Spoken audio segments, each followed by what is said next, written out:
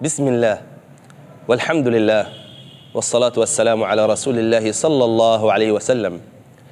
أحبتي الكرام، ها نحن في حلقة جديدة مع برنامج أهل القرآن الكريم، مع ضيف كريم نحسبه على خير. يقول المولى سبحانه وتعالى: لو أنزلنا هذا القرآن على جبل لرأيته خاشعا متصدعا من خشية الله، وتلك الأمثال نضربها للناس لعلهم يتفكرون. هذا الصوت الذي معنا في حلقة اليوم إذا نزل على قلبك فإنك لابد حتما وعلم اليقين أن يخشع قلبك لما له من حلاوة ولما له من طلاوة.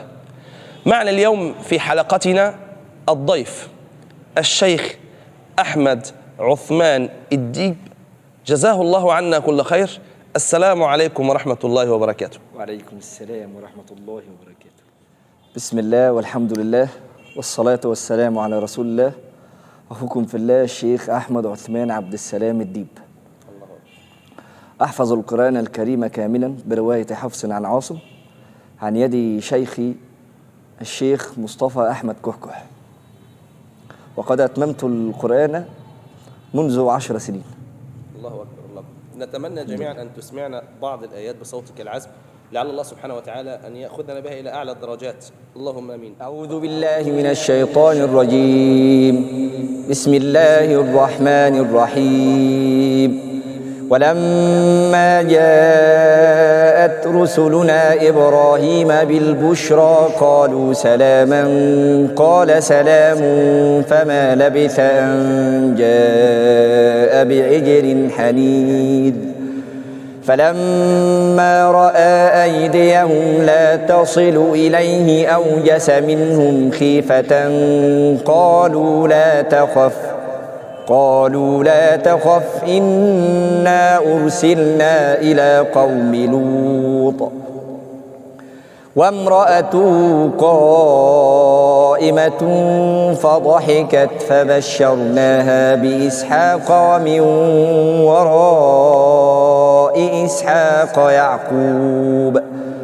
قالت يا ويلتى أألد وأنا عجوز وهذا بعلي شيخا إن هذا لشيء عجيب.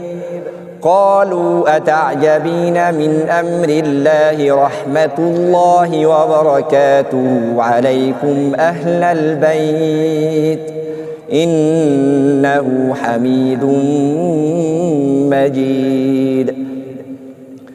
فلما ذهب عن إبراهيم الروع وجاءته البشرى يجادلنا في قوم لوط إن إبراهيم لحليم أواه منيب. يا إبراهيم أعرض عن هذا إنه قد جاء أمر ربك وإنهم آتيهم عذاب غير مردود. صدق الله العظيم وبلغ رسوله الكريم ونحن على ذلك من الشاهدين.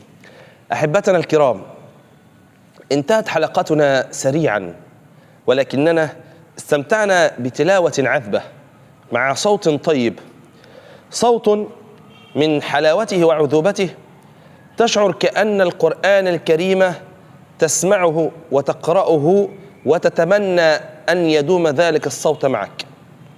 أحبتي في الله، وها قد انتهت حلقتنا مع برنامج أهل القرآن الكريم، ونعدكم إن شاء الله بضيافة ضيف آخر في حلقة جديدة مع برنامج أهل القرآن الكريم.